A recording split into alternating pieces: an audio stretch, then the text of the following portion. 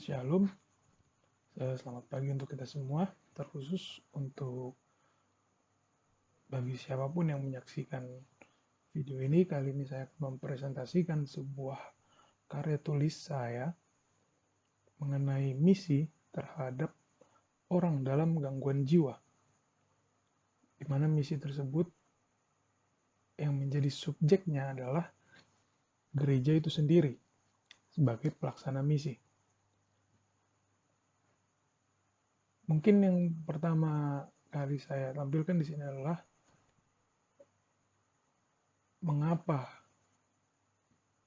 orang dalam gangguan jiwa seperti terabaikan. Juga di sini saya nanti mau menyangkutkan hermeneutik misional saya dari Matius 10 ayat 16, di mana di situ Yesus berkata bahwa dia mengutus murid-muridnya ke tengah-tengah serigala, sehingga murid-muridnya harus cerdik seperti ular dan tulus seperti merpati. Di sini nanti saya sebagai penulis akan mengeksplorasi bahwasannya hal tersebut ditujukan kepada gereja yang merupakan utusan-utusan daripada Yesus, subjek daripada misi Yesus tersebut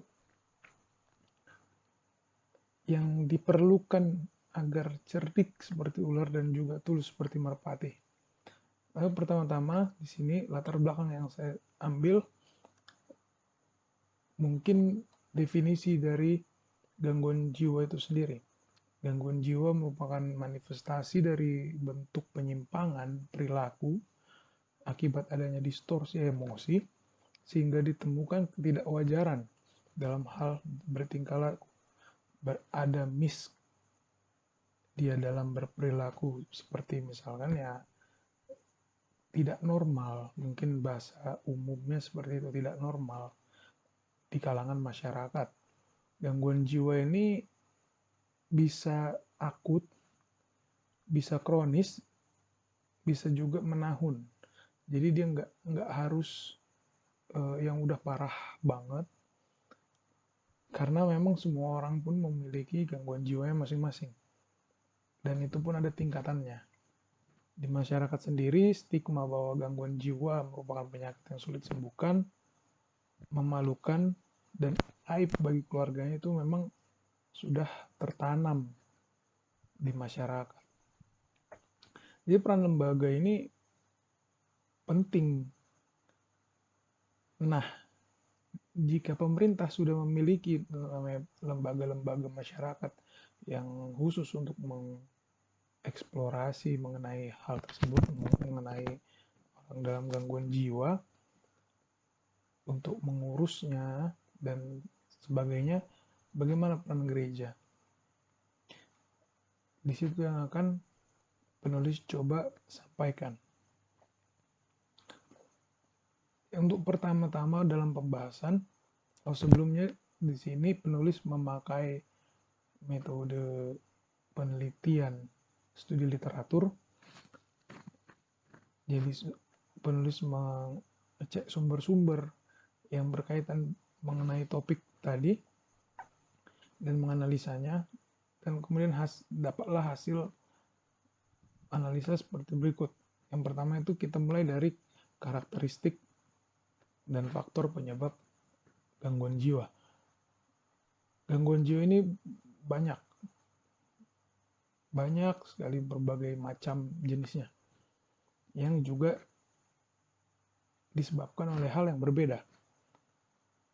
Penyebab gangguan jiwa itu bisa bersumber dari hubungan dengan orang lain, dari interaksi dengan orang lain yang tidak memuaskan, ya seperti kayak trauma, dia tidak dilakukan dengan tidak adil, dengan tidak semena-mena.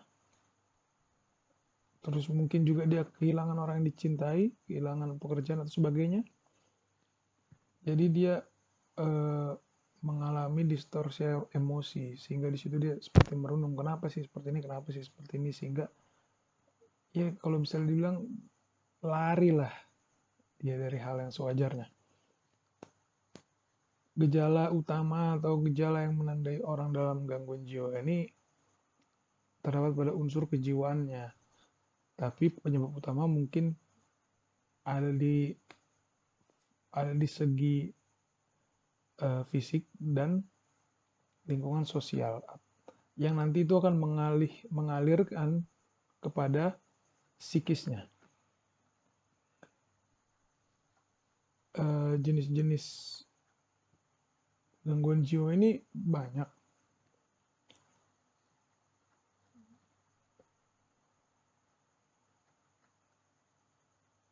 Yang pertama mungkin ada namanya gangguan kecemasan, terus ada OCD atau gangguan obsesif kompulsif, kemudian ada post traumatic disorder, kemudian ada gangguan kepribadian, juga yang paling sering kita kenal itu bipolar, di mana dia suka kadang-kadang good mood, kadang-kadang bad mood, kadang-kadang good mood, ya sebentar-sebentar bad mood gitu.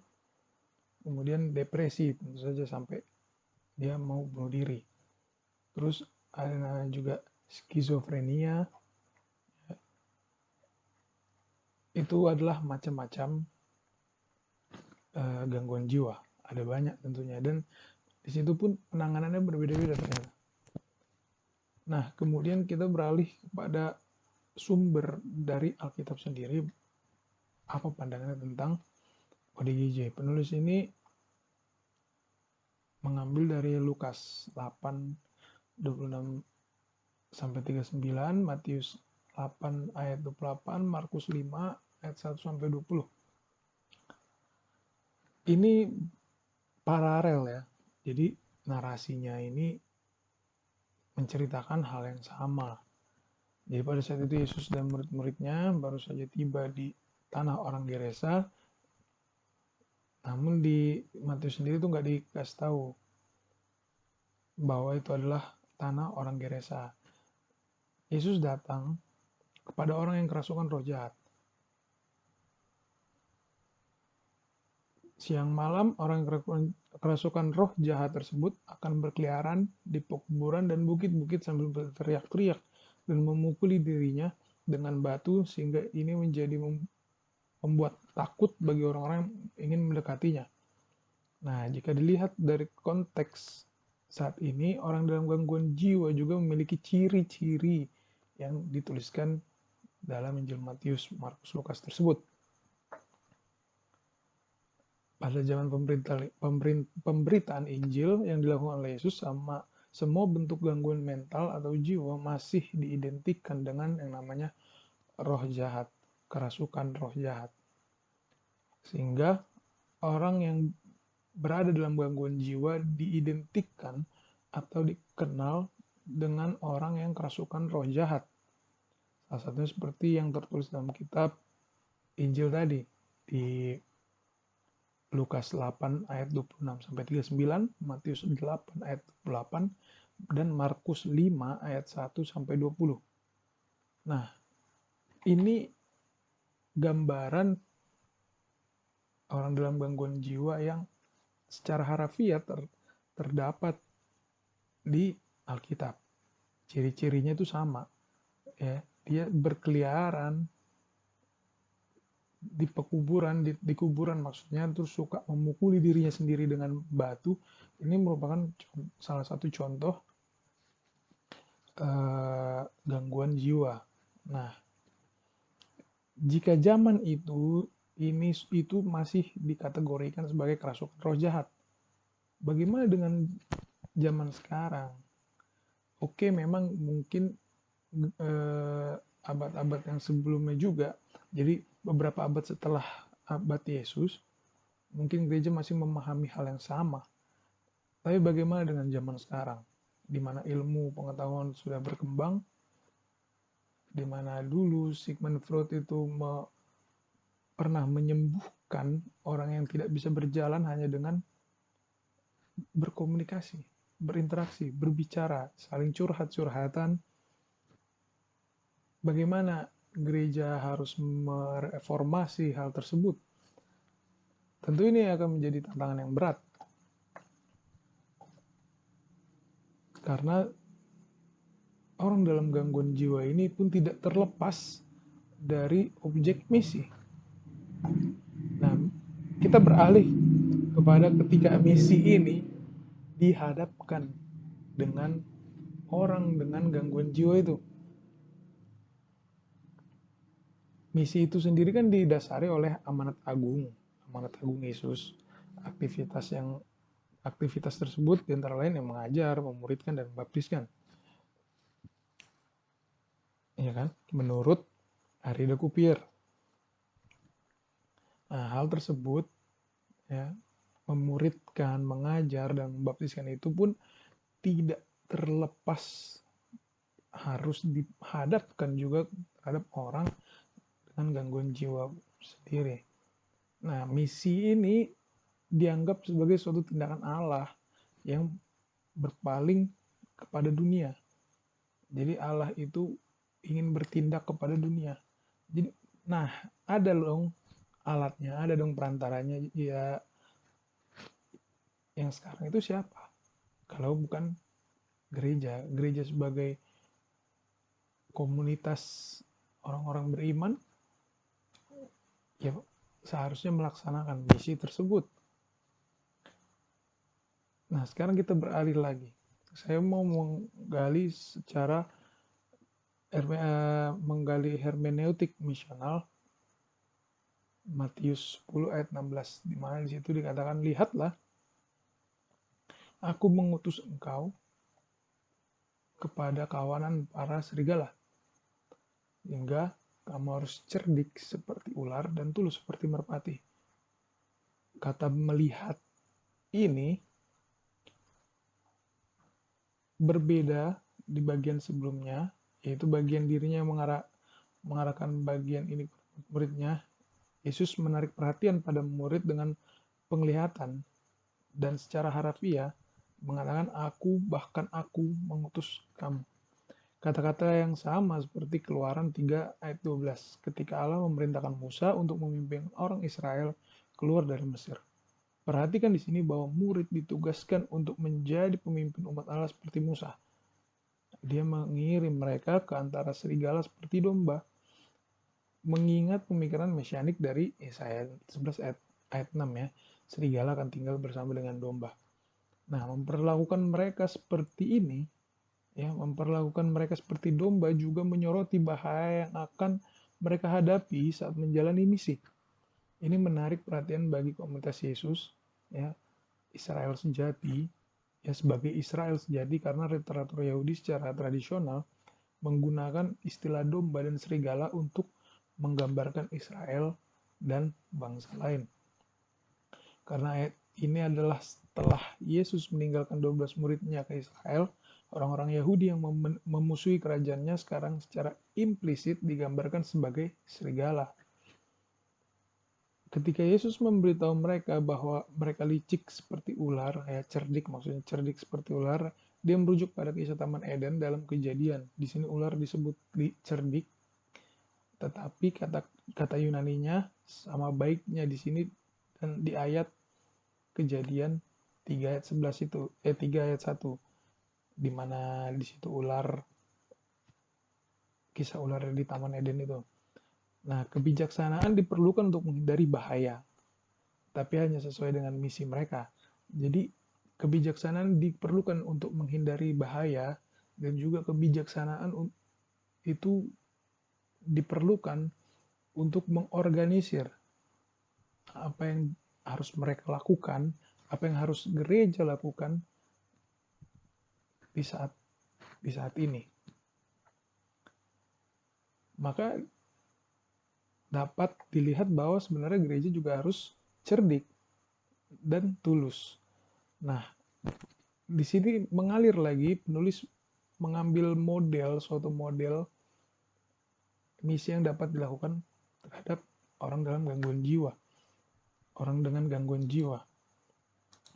Yang pertama, mungkin gereja bisa mengeksplorasi ilmu pengetahuan, ya segala akademis yang mungkin dapat diterapkan untuk mengaplikasikan misi tersebut. Contohnya, terdapat suatu penelitian oleh Bates, Larson, dan Marcox, dan Bowen dan Griffin, ya, di jurnal dengan judul Canadian Psychiatric Empathy, Religious Commitment, and Occasion with Mental Health dalam Canadian Journal of Psychiatry tahun 2002, dan juga Neilman dan Lewis, Religious Identity and Comfort Belief in Three Groups of Psychiatric Patient and a Group of Medical Controls dalam The International Journal of Social Psychiatry volume 40 tahun 94. Jadi mereka ini mengeksplorasi, membuat data sampel penelitian di mana menunjukkan bahwa di pasien gangguan jiwa pun masih terdapat spiritualitas yang tinggi pada mereka. Bahkan di sini ada pasien-pasien tersebut mau mengeksplorasi kepercayaannya terhadap Tuhan, terhadap kehidupan setelah kematian, mukjizat-mukjizat Allah, kisah-kisah Alkitab, itu mereka mau mengeksplorasinya. Para penulis tersebut yang tadi disebutkan, yang di jurnal mereka itu, menemukan tingkat penegasan yang sebanding dengan yang ditemukan di kalangan masyarakat umum. Jadi spiritualitas mereka pun masih sama seperti masyarakat umum. Nah, sekarang tinggal gereja yang setidaknya mau bergerak untuk datang kepada mereka, istilahnya jemput bola terhadap orang dalam gangguan jiwa ini, agar bagaimana spiritualitas tersebut dapat dijadikan landasan untuk membantu mereka sembuh dari penyakit mereka. Di sini mungkin ada beberapa cara yang bisa saya sebagai penulis sendiri tawarkan. Yang pertama itu memang harus dilandasi dengan keberpihakan dulu. Gereja harus berpihak, gereja harus menyatakan bahwa mereka berpihak pada orang-orang dengan gangguan jiwa. Yang kemudian, saya sebagai penulis juga melakukan suatu analisa modelnya ini seperti apa. Yang pertama, yang level terendahnya mungkin kita harus memberikan kebutuhan mereka. Itu pertama, itu sebagai suatu umpan mungkin ya, sebagai umpan agar mereka juga tahu bahwa oh ini temanku. Ya, dalam artian itu kita menyamakan diri dengan mereka, kita menyamakan eksistensi kita dengan mereka.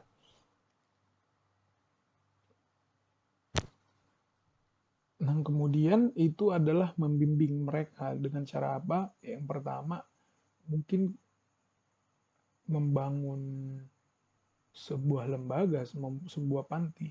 Tapi mesti satu syarat di sini yang harus dipegang oleh ahlinya, ahli profesinya di situ. Karena apa? Di sini ada menurut Brian Diamond, di mana dia merupakan seorang psikolog. Jadi interaksi dengan pasien orang dengan gangguan jiwa ini merupakan hal paling penting. Yang pertama itu dalam melakukan diagnosis, yang kedua itu untuk meregenerasi emosinya, yang kemudian itu bakalan menjadi dasar dari analisa penyakitnya. Dan komunikasi ini tuh bukan cuma verbal, tapi juga non-verbal bisa. Dan makanya saya menganalisa jika hal tersebut itu hanya diketahui oleh yang memang di ahlinya, yang mempelajari itu. Nah, mungkin gereja tidak terlalu concern dengan hal tersebut dengan psikologi. Oke, mungkin ada beberapa pendeta yang mempelajari psikologi, tapi itu mungkin di luar dari pendetaannya. Itu mungkin saya yakin seperti itu. Makanya di sini yang harus yang berkewenangan di sini memang harus yang ahlinya. Mungkin saja gereja bisa menyekolahkan atau menugaskan pendeta untuk bertugas menangani hal-hal tersebut dengan cara menugaskannya untuk meraih pendidikan mengenai psikologi tersebut sehingga tidak berantakan dalam mengurusnya. Karena yang kita tahu selama ini lembaga-lembaga gerejawi itu ya selalu selalu terkena kasus, selalu terdapat kasus di situ karena memang yang memegang kendali di sana itu tidak pada ranahnya, itu bukan kemampuannya untuk memegang hal tersebut, makanya seringkali berantakan. Maka yang dapat penulis simpulkan di sini, gereja itu harus cerdik dan tulus. Cerdik dan tulusnya itu diaplikasikan melalui uh, melalui hal seperti tadi dengan membangun panti ataupun membimbing orang-orang dengan gangguan jiwa tersebut untuk sembuh dengan cara berkomunikasi terus kepada mereka, menggali spiritualitas mereka, karena pada dasarnya mereka pun spiritualitas mereka tidak ada bedanya dengan masyarakat umum. Seperti yang telah ditunjukkan oleh jurnal tadi, mereka mengambil sampel, mereka menganalisa bahwa ya nggak ada bedanya, semua sama dengan masyarakat umum biasanya seperti biasanya. Makanya gereja di sini yang perlu pertama yang dilakukan oleh gereja adalah sadar dan berpihak dan juga mengamalkan dari Matius 10 ayat 16 tadi, cerdik seperti ular dan tulus seperti merpati. Bagaimana caranya menembus lingkup zaman saat ini, ya. Jadi mereka harus cerdik untuk menggapai sasarannya, itu mereka harus cerdik, tapi di selain itu juga mereka harus tulus dengan hanya melakukan ini semua untuk membangun kerajaan Allah. Mungkin itu yang perlu dapat presentasikan. Sekian, terima kasih.